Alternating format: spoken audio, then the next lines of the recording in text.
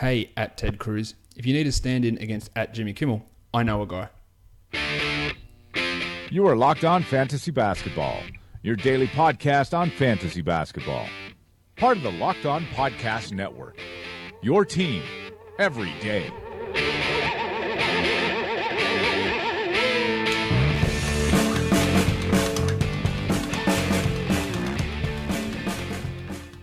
Hello and welcome to the Locked On Fantasy Basketball podcast, brought to you by Basketball Monster. My name is Josh Lloyd and I am the lead fantasy analyst at basketballmonster.com, and you can find me on Twitter as always at redrock_bball. We're going to be doing another 2018 NBA draft preview. We've already got two of those in the books, one with Sam Vecini, one with Cole Zwicker, so I do highly encourage you guys to go and check those out. We're going to be covering a different bunch of prospects in today's show, and I am joined by another man who does a ton of work on the NBA draft. His name is Brian Schroeder. You also may know him by his Twitter alias, which is, of course, at Cosmos. Brian, welcome to the show.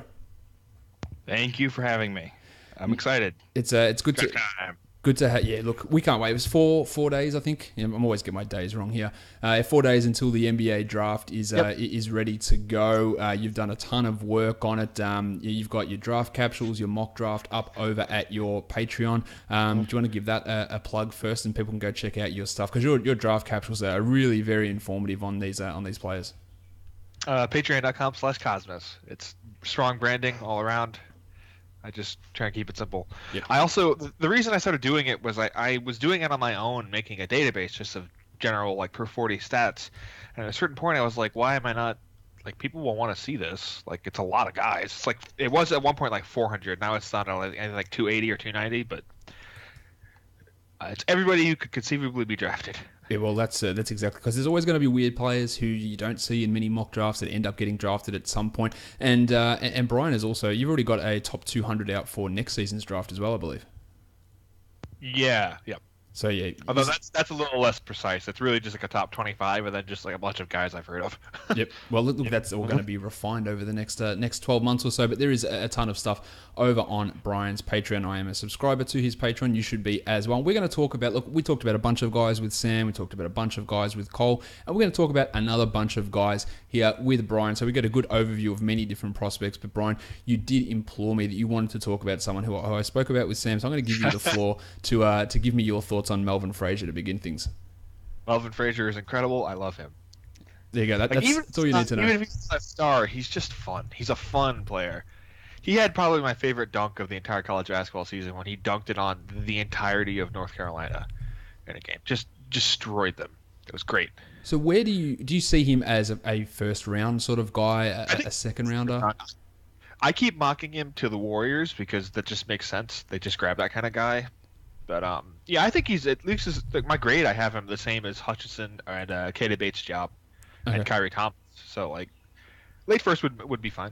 So we look at guys like what Frazier can do as these wing players who are so extremely valuable in the NBA. He's a guy he's obviously super athletic, plays defense. What's the downside as to him? What's he need to work on to become a regular rotation guy? His ball handling in general, like he's a good passer, but he's very wild. Yeah, so as a ball handler. I guess it depends on what team he's fitting on, whether he has to do much of that sort of stuff, whether he can just go out there and get steals and work in transition and do all that sort of stuff that he is known for.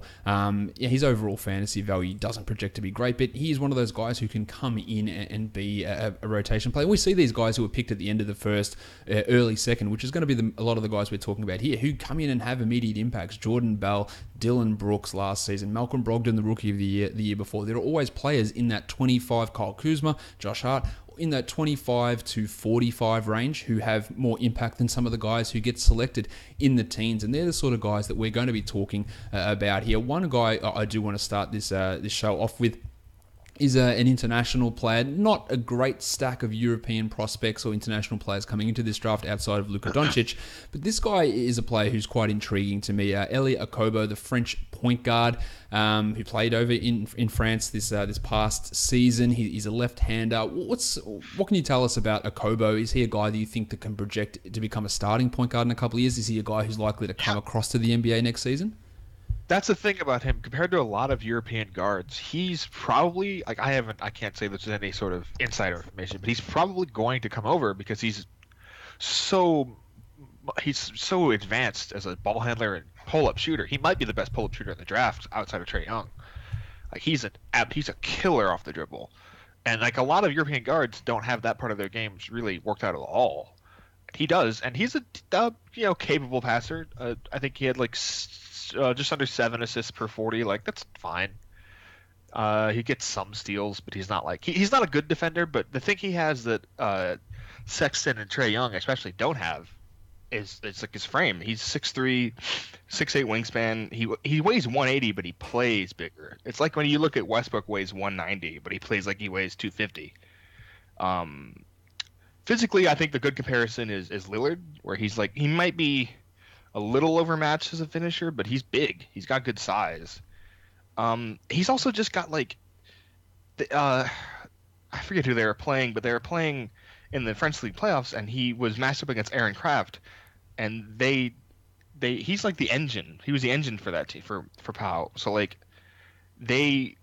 he was the guy. He was the guy he was game planned against. He was the guy that they tried to take away, and he had 44 points on 17 shots. He destroyed Aaron Kraft. They couldn't stop him. They tried to. There's a couple plays in that game where they tried to trap him at half court, and he just dribbled between two guys, got to the rim, and finished over the other three guys. And it's like that's not a thing European guards usually do at this stage. Yeah, like you talk about, Westbrook. Like Okobo comes in and he's already jacked. Like he's got big arms, he's strong. He looks like a presence out on the court. He looks like he's in control of things. The shooting looks really nice. He's a guy that projects really well from my statistical translation stuff as well. That if he was in a starting role, which is not going to be the case, he's not going to come across and start straight away. But when he does, he's a guy that can be a top 100 type of fantasy guy who can get you 5.5, 6 assists, hit 2 threes, 15 points, solid percentages, a good free throw shooter. There's a lot to like about him, and he's a player who I think will slip under some people's radars, maybe under some NBA GM's radars as well. But he is someone that's going to be very interesting for us to watch and see where he gets drafted. You say he's not going to start, and he probably won't. But I actually think if the Knicks reached for him, or if the Suns took him, he probably could start because they have no point guards. Like I don't think Brandon Knight's gonna be beating him out in the starting rotation. That's an interesting one. So if the Suns go 8 and then they get a Kobo at 16, yeah, look, he's going to be obviously a step ahead of a guy like Shaq Harrison and Tyler Ulis who were playing there down the stretch for Phoenix last season. So yeah, look, maybe that is the case. Maybe he is that mid-teens pick who is a starter and surprises people. So he's a name definitely for us to watch, and I think he can have a significant NBA career. Troy Brown out of Oregon, a guy that played a fair bit of point guard this last season. The shooting's a real worry though for him, isn't it? And the athleticism. He's just not. He's not an explosive athlete. He never was. He's got good size. He's got a good wingspan. I think he was the leading assist guy, and I think he was the second leading rebounder on that Oregon team. They weren't good, but he's got a lot of skill. I mean, two steals per 40, solid enough. He just has no. He doesn't. He's one of those guys. The shooting and the athleticism are tied together because he doesn't get lift on his shot at all. It's really going to be difficult for him to become like any kind of real shooter at the NBA level. I still like him. Like he plays. He's got like nice. He plays with a nice pace. I don't know if he'll be. The thing is, again, it's athleticism and defense are tied, so I don't know if he'll be like a plus defender. I would want him to be like a Thabo Sefolosha kind of guy. Maybe more of a ball handler, but he's going to need to try and just increase his overall quickness. That's the real flaw with him. I think he'd be a top 15 guy if he was faster.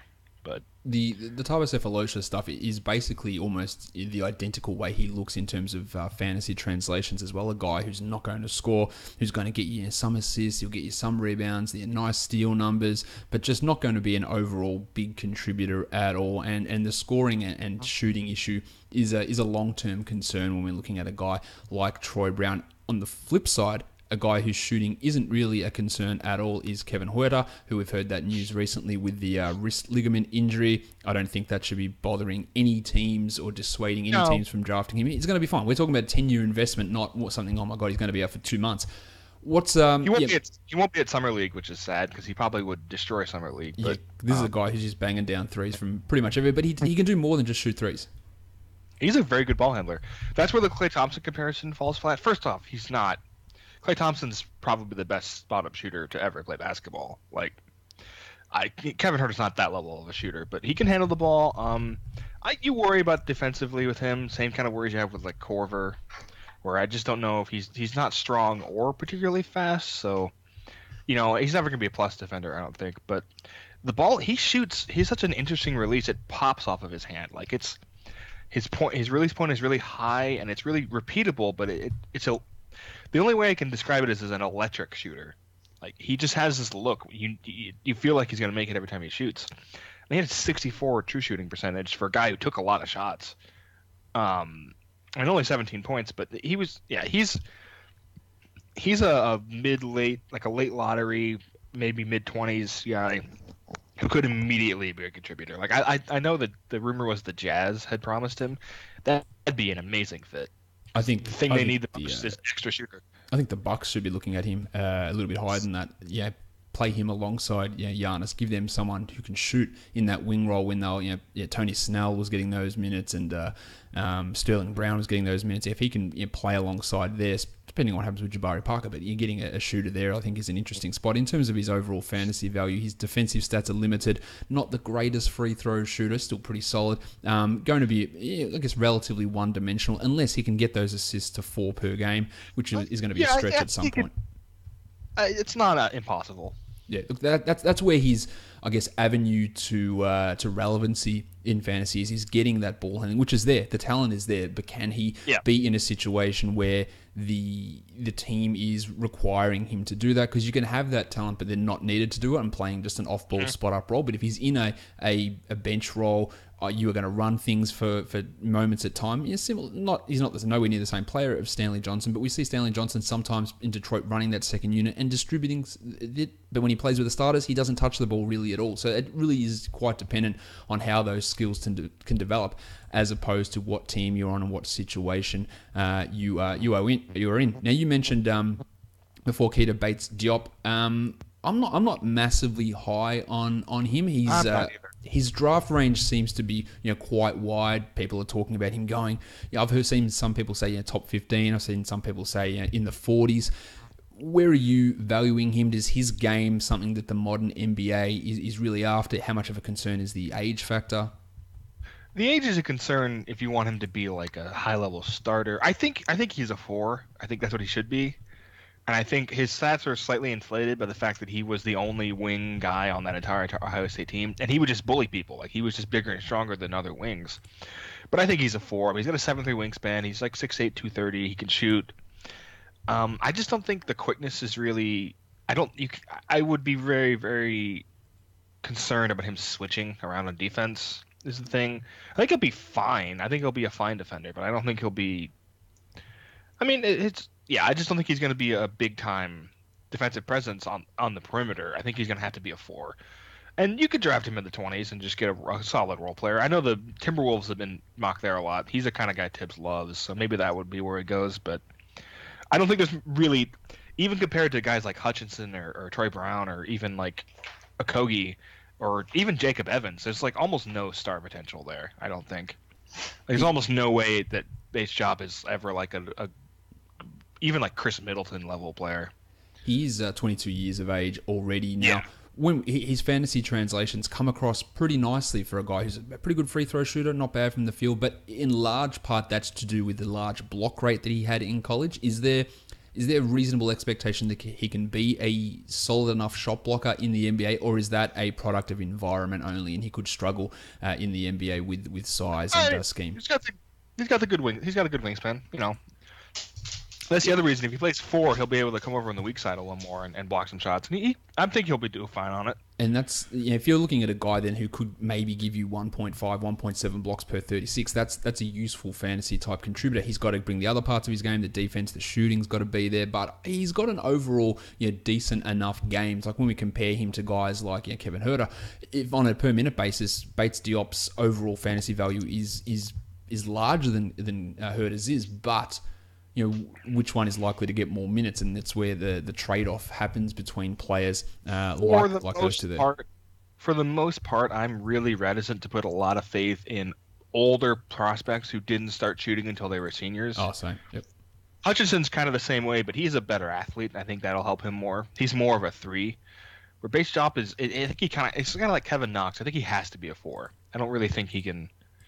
You can throw him out there against 2s and 3s, and really hope that he like. I just think he's a 4. Oh, if he has to play against 2s, there's going to be real trouble. Let's go on to the next guy, a guy that I want you to dispel some stereotypical myths, and that is Dante De Vincenzo.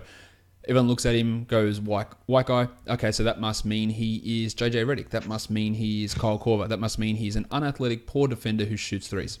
Yeah, he's not. Like, how is he different to that horrible stereotype? He handled the ball a lot more than Redick ever would have in college. I'm of two minds about him because I think he's really talented. He had the best vert at the combine. He's an excellent athlete, and that really played on the tape too. If you watch that title game, where Michigan is one of the best defensive teams in the country, and he was blowing by their defenders. Everyone they put on him, Xavier Simpson, Charles Matthews, all those are both good defenders. Muhammad Ali Abdul-Rahman, they couldn't stay in front of him. He's very quick. He doesn't have great length, so he's probably just a 2. But like I said, he was a good ball handler. He handled the offense a lot when Jalen Brunson was on the bench because they didn't really have anyone else. And he put up, 4.6 assists per 40. Didn't turn the ball over that much. Like, he has some. I guess Redick does have that now, but he didn't in college, not at this stage. DiVincenzo, his draft slot is weird because you see him 17, 18, and you see him 35. So I think he probably end up in the 20s. I wouldn't be surprised if Boston took him, honestly. That might be a good fit. They just need an extra guard, and that's what he does. Yeah, look, talk about they could lose a guy like Marcus Smart perhaps as well. Maybe he can slot in there and just be that extra guard guy ahead of some of those other players they've got. Kadeem Allen and Jabari Bird as their two-way guys as those backup guard players. So perhaps he's there. Look, I do. The free throw shooting wasn't great in college, and that's something that we know can be quite predictive in terms of overall 3-point shooting in the NBA. So I guess that's somewhat of a concern for DiVincenzo coming across. But the ball handling is really interesting. Again, don't just put these guys into this same category of JJ Redick and Kyle Korver and any other white guy that you can see. Like, he's just not that guy. He is athletic. I think DiVincenzo, I think he struggles from the line the same reason that Huerta does. It's that they're pull-up shooters a lot of the time, and that's just, it's a different style of shooting. Yeah, not the like some of these other I'm never too worried about the free throw shooting unless it's below 70. I know that's an arbitrary cutoff, but if it's a guy who's gonna be any kind of shooter in the NBA who shoots below 70, I'm always a little worried.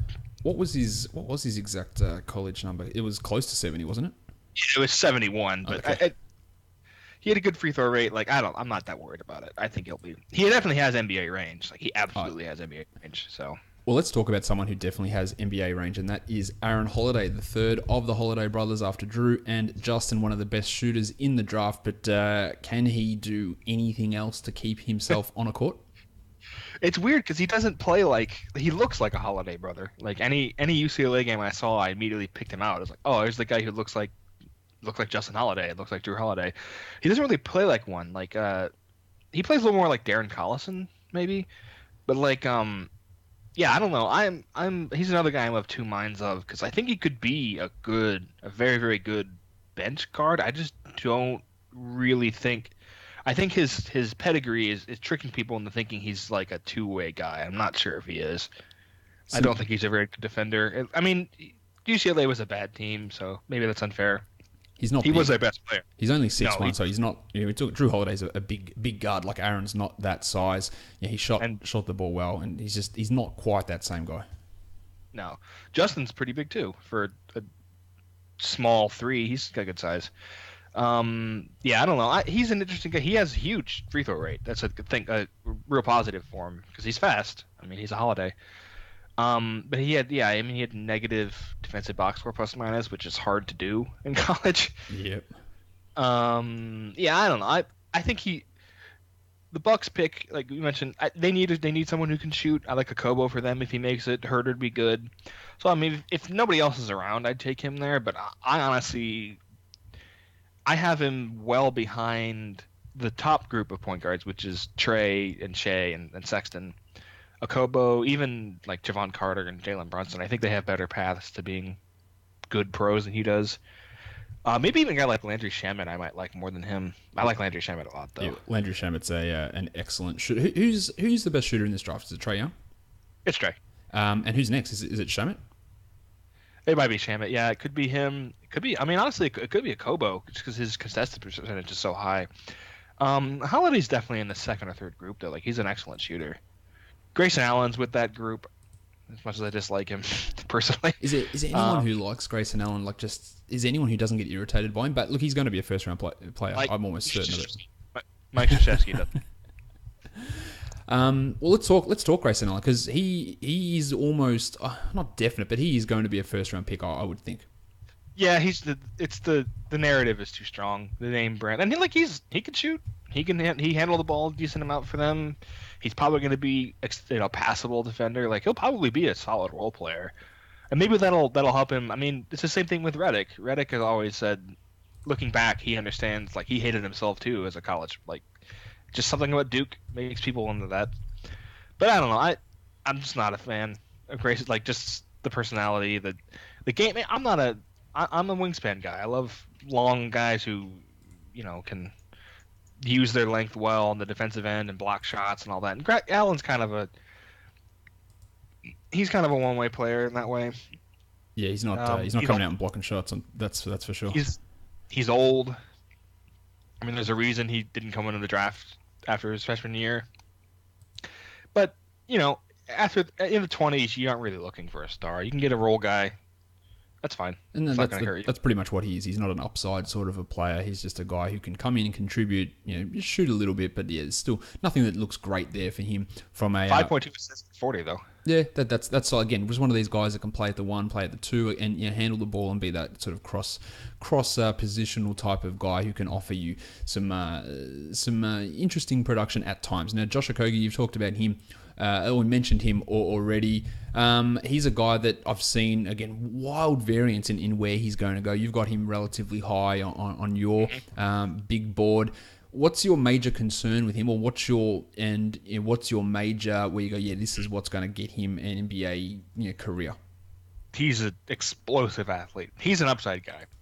He's not Donovan Mitchell. Like his game is different, but he's got the Donovan Mitchell second jump, where he puts back so many of his own misses, and like he's got the same kind of length. He doesn't have the fluidity as a finisher. He doesn't have he's not that level of a shooter. He's a good shooter though. He became a pretty good shooter. I actually think I just don't know how the defense will translate to bigger players because he's not very big. He's got a great wingspan. He's dense. He's like Gerald Henderson, where he's just very thick. But Gerald Henderson had the same problems. Like you couldn't really put him on 4s or even like bigger 3s.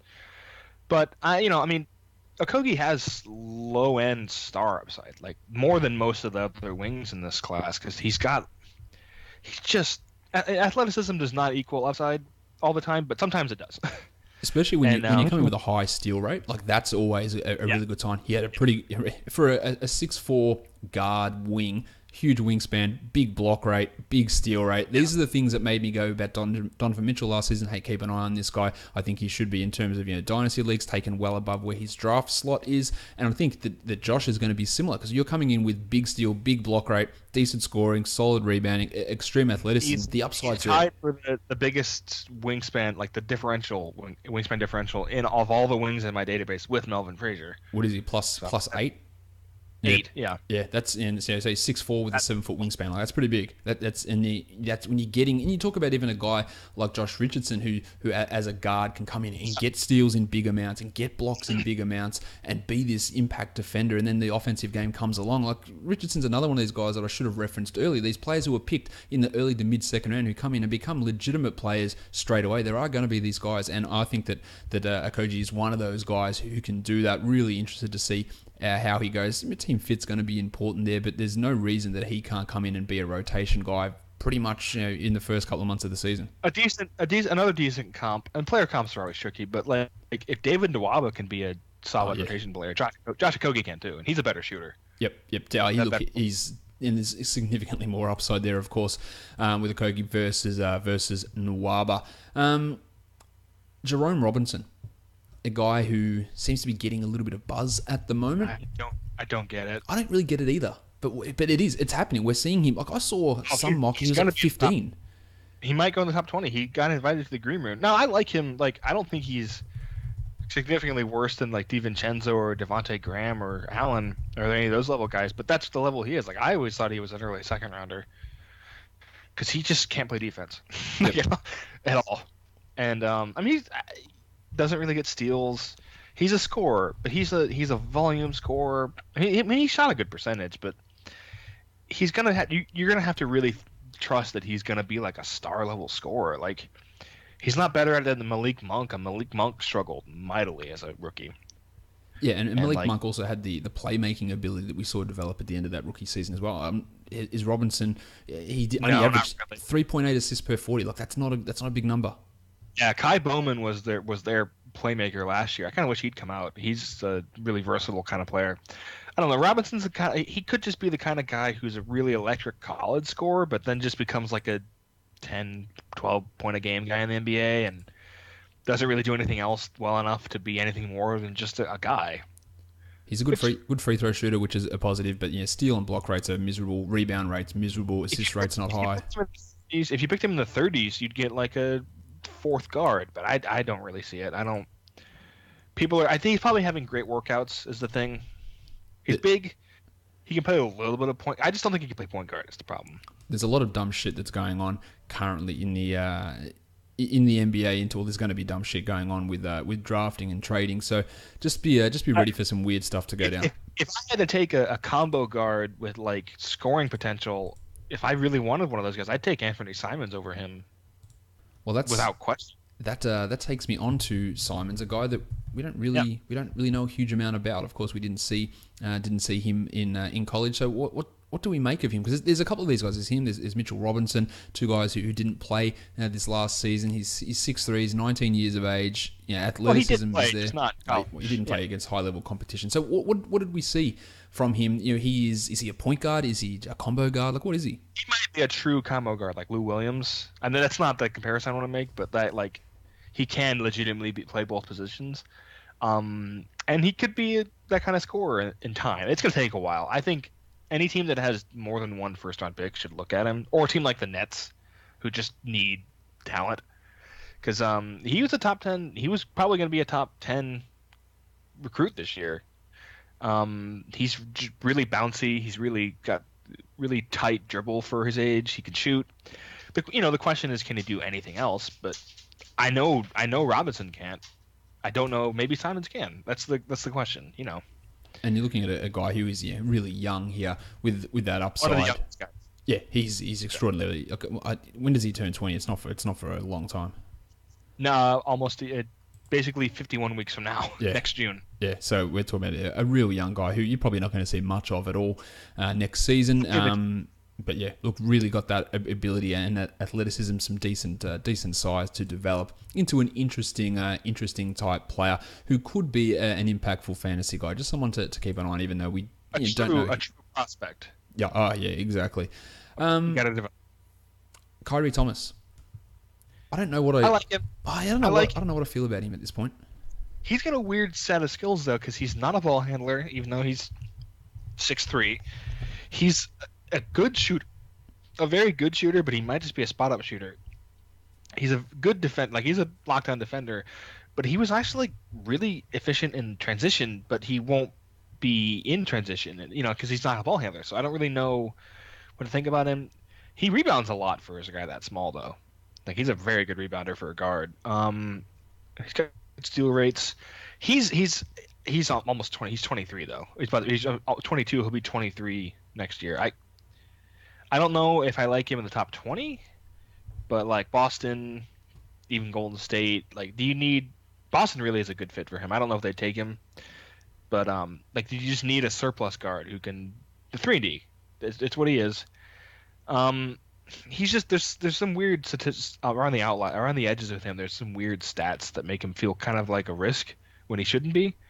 So I'm not really sure either. But he plays hard. I like the way he plays, but his steal rate is obviously encouraging, 2 steals per 40 minutes. He's an okay rebounder. He can hit the three. The efficiency stuff was really good as well.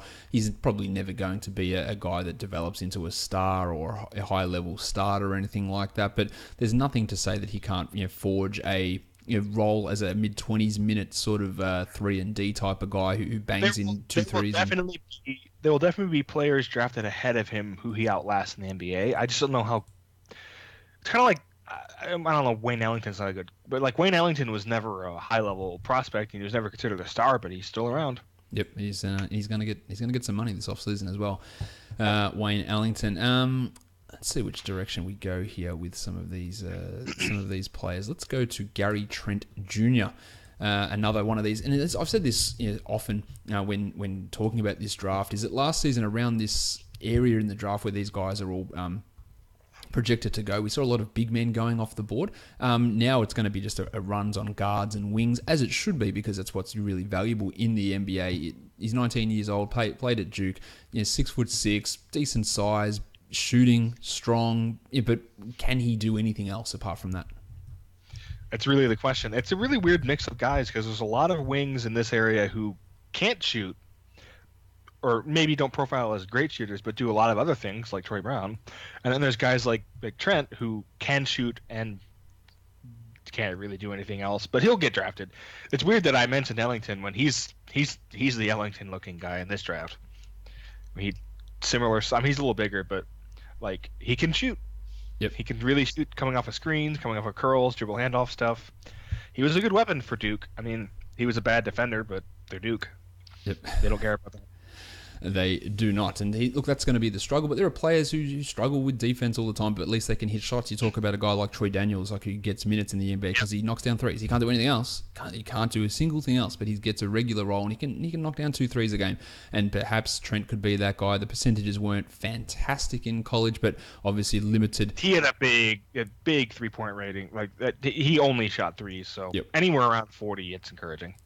And your when your usage dips, sometimes your efficiency can rise. He's not going to be taking on the exact same offensive load that he had in college, so that's always a positive when we're looking at a guy like him there. Got a bunch He's a guy of guys. I think if Philly goes with either trades picks, just grab a guy like that. Like you can always use an extra shooter. Like who knows if they're going to play Furkan Korkmaz ever. Luau hasn't really panned out. Justin Anderson can't really shoot, so This is the time where you need to be drafting these guys. Like you talked about Sterling Brown before. Like just guys on the wing there, like just someone who can give you something rather than players who aren't necessarily going to be contributors or struggle to do things. These wing guys who you can just throw in and get 15 minutes out of occasionally, 20 minutes sometimes, and big games, and guys like that are important. Yeah. He's not a great fantasy looking player. Doesn't do much can't get assists or rebounds or steals. There's a whole bunch of stuff that he can't do, and that's what limits his overall upside there. But he's going to obviously be drafted and a useful player at times throughout his NBA career. We're getting into a lot of these second round guys here. Let's look at Kenrich Williams. What can you tell us about him? There's a real chance. A lot of people, I think Cole's pretty high on him. He has significant role player potential because he would stand for that TCU team. He was their main initiator, really, and he was their main perimeter defender. And he shoots, he rebounds, he plays good defense. The problem is he doesn't look like, he's just really dumb. He's like a Jared Dudley body. He's just kind of goofy looking. He's not very athletic. He doesn't have a long wingspan. But he can play basketball. Like, he's really good. So I feel like he's going to be a second-round guy who makes an immediate impact for somebody, especially if they need just a wing who can do things. I mean, he's almost 24, so he better make a immediate impact. But he's got, I think, let's see here. Of all the wings I have listed, of which there are 70, he has 11th in rebounds per 40, and some of those guys are full-time fours, like Bonzie Colson and Michael Porter, who played, 45 minutes or whatever. He averaged 10.5 rebounds per 40 minutes, which is obviously a strong number for a wing. 4.5 assists per 40, good number. 2 steals, really good number. 0.6 blocks, really good. Player. He's a very smart player. The shooting stuff is not fantastic for him. Like, he could obviously be more efficient there, but he's not going to be asked to take on large offensive loads. And doing those other things can be useful. And as you said, some guys who can get consistent roles for a long time in the NBA, which is what he can be when you're talking about this range of players. Yeah, that's obviously a useful skill to have. So he's going to be interesting, especially with that rebound assist steal combo. Not a real common combination in fantasy necessarily, especially for those low end guys. And if he can do that at a high rate, then that's a pretty interesting skill set that he can bring to the table. Who else do we want to talk about here? Javon Carter. What do we make? I love him. Yep. Okay. I don't know what kind of NBA career he's going to have. He could just be a backup, but he has, again, second round guys or even late first round guys. You're looking for elite skill. Like, what do they have that separates them? He has, and this is not an exaggeration, he has Jason Kidd level hands. He has some of the best hands I've ever seen from a college player, where he just takes the ball from people, and he never loses his dribble. I mean, he's a very good rebounder for a guy who's barely 6 foot.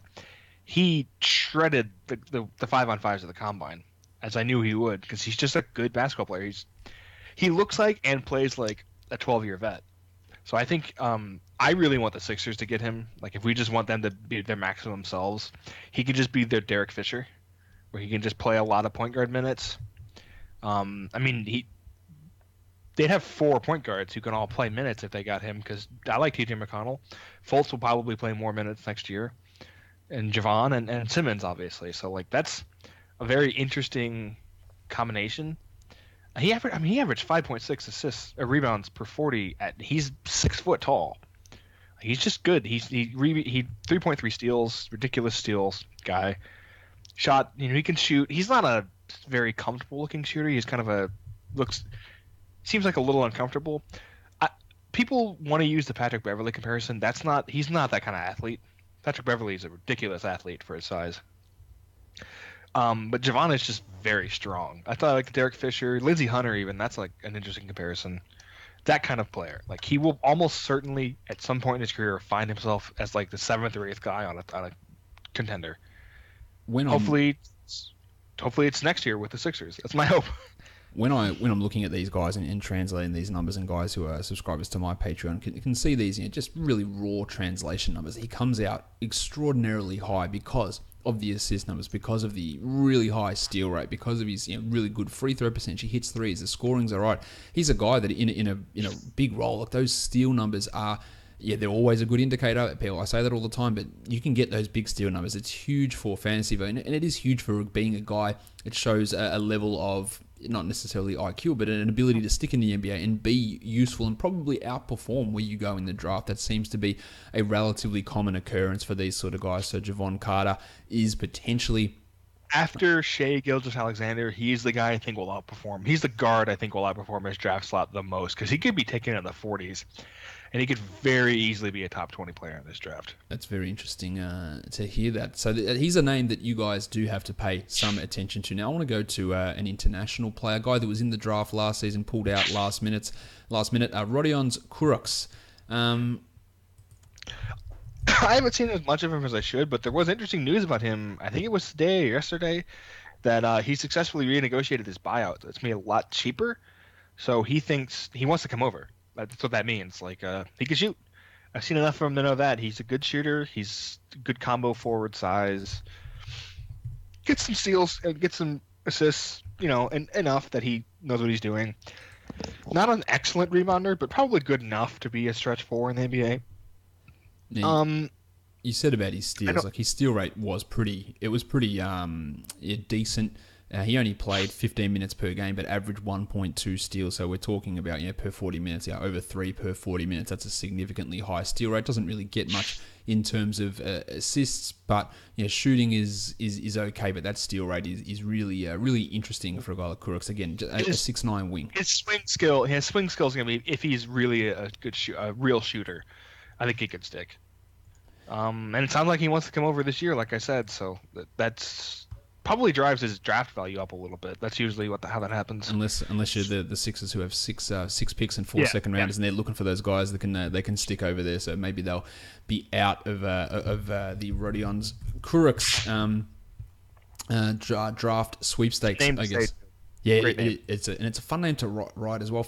Rodion's. It feels like a flower. It's very floral. It's very flora-ish. So yeah, I'm all about his name. Now let's talk about another guard. Again, there's tons of guards we're talking about here. Bruce Brown from Miami, 21 years of age. I'm not sold on him. He was hurt pretty much all year. I don't know. He was a guy who was a maybe top 10, 12 pick coming into the season and just was not good. But he still has an interesting mix of skills. He played 3 positions in college. He should be able to shoot. He just didn't shoot last year at all. But he handled the ball a little bit. He's a good rebounder. I could see late first. Okay, I don't know what he shot. See what he shot 2 years ago. Yeah, I was just going to ask you that question. If you've got a record of it. Yeah, I mean, the Basketball Reference does.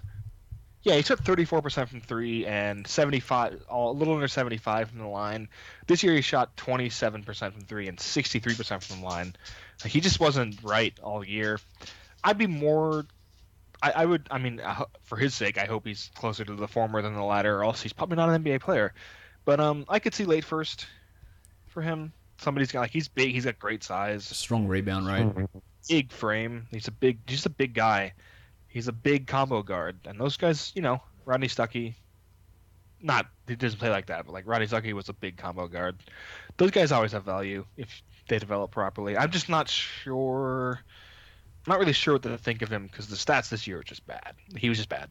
Yeah. He wasn't good. But you do have to factor that injury in. It's a big drop off from what he did the year before. Did increase his rebound rate, but that really shooting drop off. They made the Miami even made the tournament with him and Lonnie Walker both noticeably hurt all year. They're only 2 really talented guys, and Dewan Huell, but that weird team. I'm not really sure what to think of either of them. Let's go right off the board here and talk about a guy that people will know through name recognition, and that's because his brother is currently in the NBA, and that's Kostas Antetokounmpo, who played for Dayton last season. Is he a draftable player? Yeah. I mean, he's 6'10". He's a good athlete. He has some skill. Giannis is my favorite player. I want Kostas to be good. He was not good this year. Just looked like he'd never played basketball. He was very raw. There's another Antetokounmpo brother coming who's better, isn't there? I don't remember his name off the top of my head. Alex. Okay. He's the guy who plays point guard and is a 3-point shooter, but has the same size. So he's going to be a big prospect in a couple of years. But Kostas is closer to Thanasis than Giannis on the scale. Yeah, well, that's never a great thing. He'll probably get drafted. See if you can develop. He's not that old yet. He's got good size. It's just sort of maybe he doesn't have the feel. Some guys don't.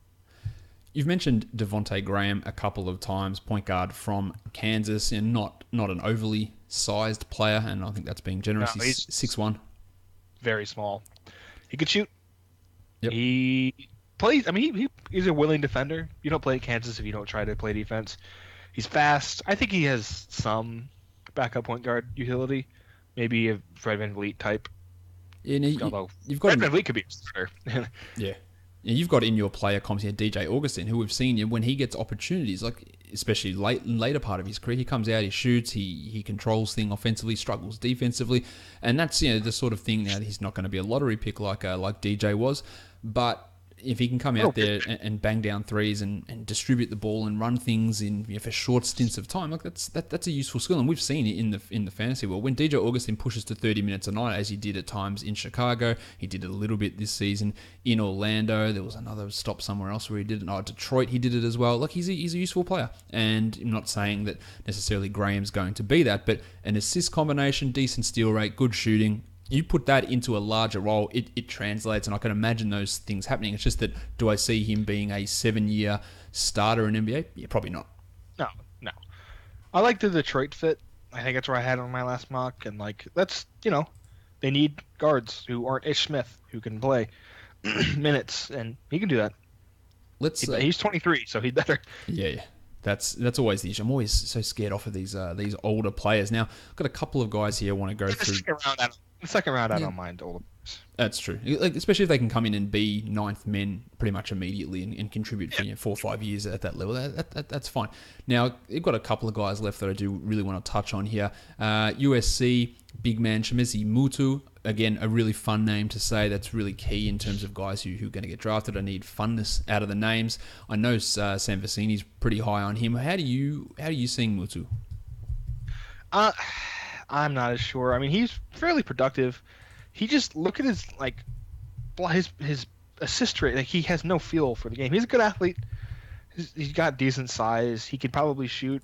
He might end up being one of those guys who's more like a combination of skills that never comes together, like Adrian Payne, who just never really figured out how. Adrian Payne had skill, good athlete, but just never. I mean, he could stop raping people apparently, but other than that, Metu is like, he could be like the James Young of big men, where it's like you watch him for 10 minutes, you think he's going to be a star, and then you. But he's worth being picked. He'll get picked.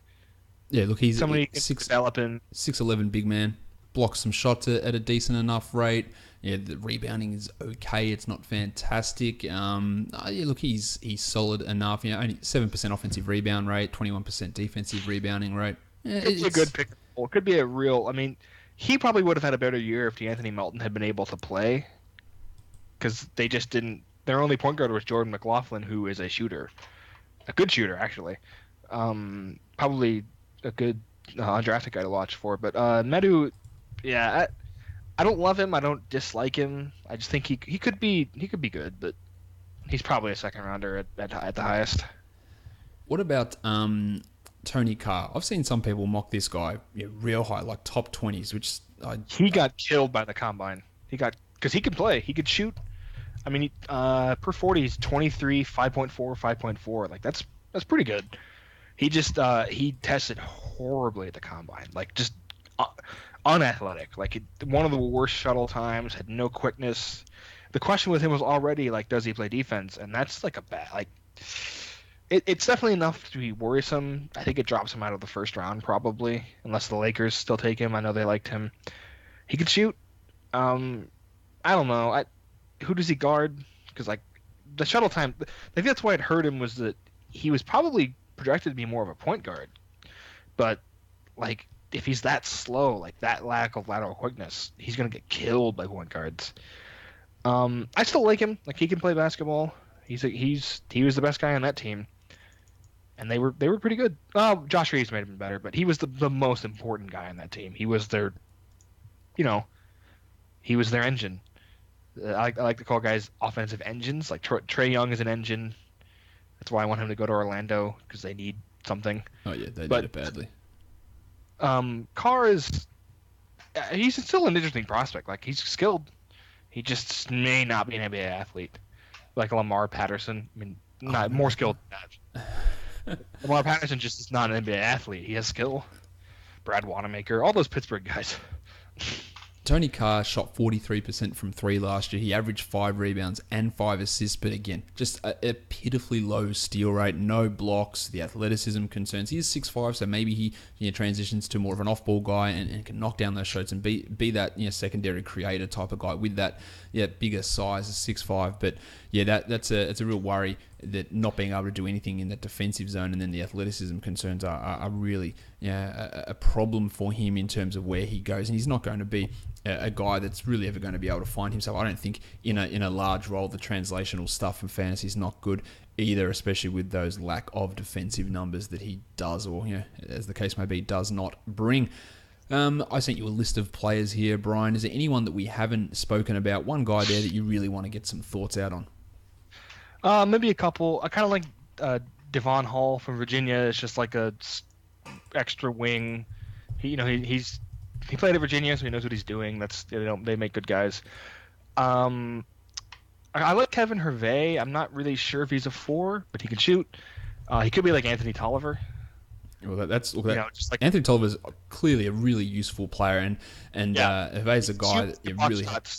you can help. Exactly, and he's a guy again who looks pretty nice coming out of the translational numbers that I've got as well. Nothing spectacular. Not talking about Doncic, Jaren Jackson level translational numbers, but solid enough. Yep. He's an interesting guy to look at and be worth maybe one of those guys that in terms of fantasy dynasty value is higher than what his draft position is. A couple more guys. I haven't seen Isif Sanon play enough, but I know a lot of people who really like him, and he's a very good athlete. And he could be a good stash guy in the second round. Cough, Sixers.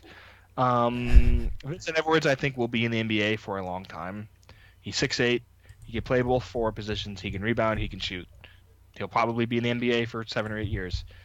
Alize Johnson from Missouri State was extremely productive. One of the best rebounders per 40 in the draft. Probably second only to Jared Vanderbilt as far as like that kind of guy goes. The difference is Jared Vanderbilt has no touch, and Alize Johnson can shoot and also ran pick and rolls, and like ran on the break would handle the ball.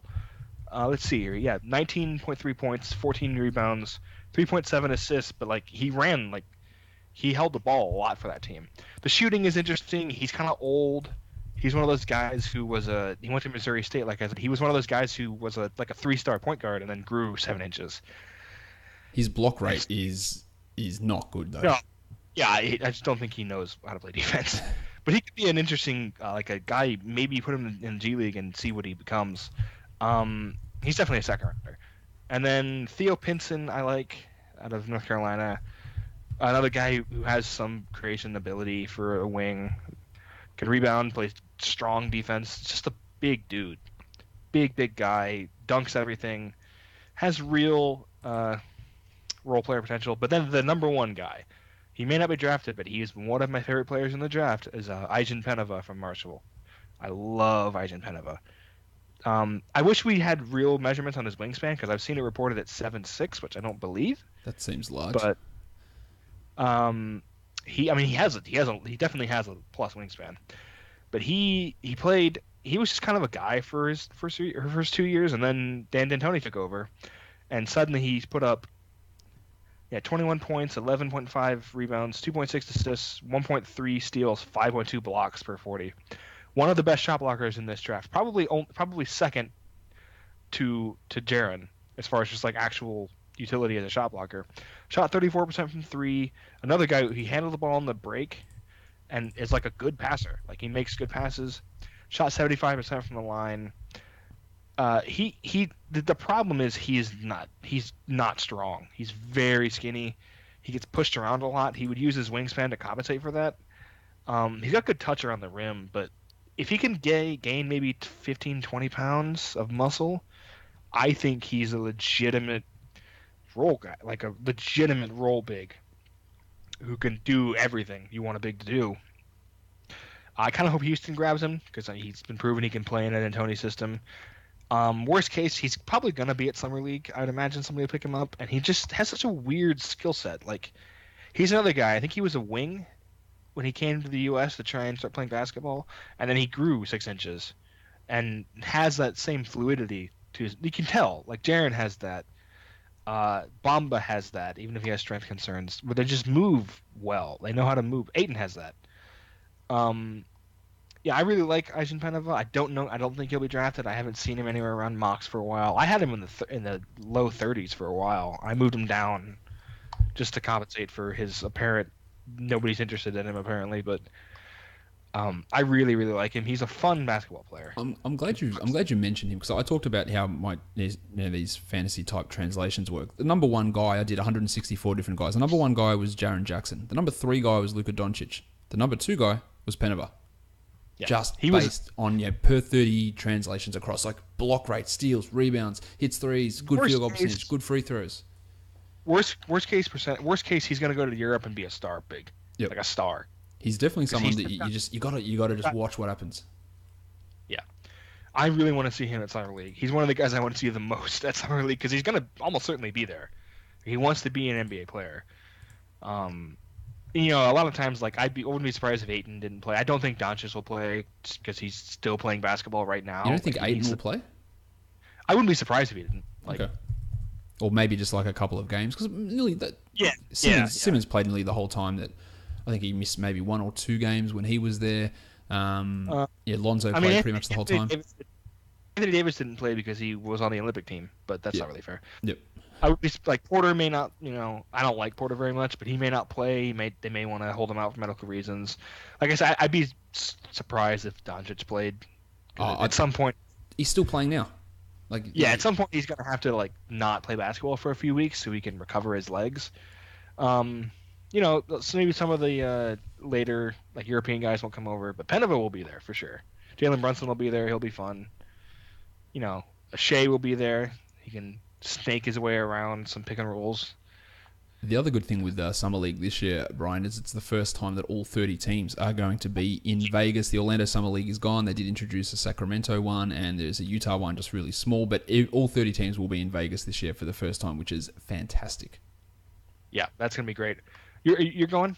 I'm not going this year, actually. I've been to the last 3. I just came back from Malaysia here, so that was my international trip for this year, but I'll be back in business there next year. Yeah, not gonna watch this one from home. Yeah, I'm going this year. I may not go next year. I might just start doing it every other year. It's expensive, but tell me about it. I knew I had to go this year because as soon as I got on it, Jaren is my favorite guy. Jaren might be my favorite prospect I've ever looked at in my life, so I have to go see Jaren. Support my child. You're from have you seen him in person? No, I've never seen him in person. No, because I don't really go to college games. Fair enough. That's just I don't I'd rather save my money and go see a Pacers game or something. No quality of play is better. I completely but he is from Carmel, Indiana. Yes, I thought and he was his dad actually. His dad, Jaren Sr. I don't know if he's going to be next year, but he was the color analyst for the Fort Wayne Mad Ants this year. Wow. I didn't know that till I saw him on a game, and I was like, that looks like Jaren Jackson Sr. And then, yep, sure enough. This draft is obviously populated by a ton of juniors, a few thirds, a couple of fourths. A really interesting development just in the amount of suffixes in this draft. A good amount of hyphenated names. Oh, yes. Yep. Bates Job, Gilgeous Alexander. If we're just judging people by their names, Shea Gilgeous Alexander is number 1 by not even close. Yeah, no, it's an amazing name. Now I know that you know it. What is what's his full name? Because there's more to it than just that. I don't know how to pronounce it, but it's Shavante. I think it's Acian, Iacian. Gilgeous Alexander. Yeah. That's an amazing name. Yeah, it is. It is an absolute ripper. It is top tier NBA name all time. Yep. We're really looking forward to seeing him, and the guy can play as well. I think I've taken up enough of your time here, Brian. Go and check out Brian's Patreon, patreon.com/Cosmos. Go and follow him on Twitter, again, @Cosmos. Brian, thank you for coming on, making your first appearance on the Locked On Fantasy Basketball podcast, and wrapping up my draft preview series for this year. Yeah, if there's anyone that you haven't talked about with Sam or Cole, then I don't know who they are. Yeah, no, I think we've. They're not going to be important enough. Pretty much everyone. I think we've probably knocked out about 60 or so prospects, 65, I'd say, over the last week or week and a bit as doing these shows. So thank you, Brian, for wrapping that up for me. Check out Brian's Twitter. Check out Brian's Patreon. Thanks again for taking the time out of your day. Yeah, no problem. All right, guys, we are done here. Thank you so much for listening, everyone. See ya.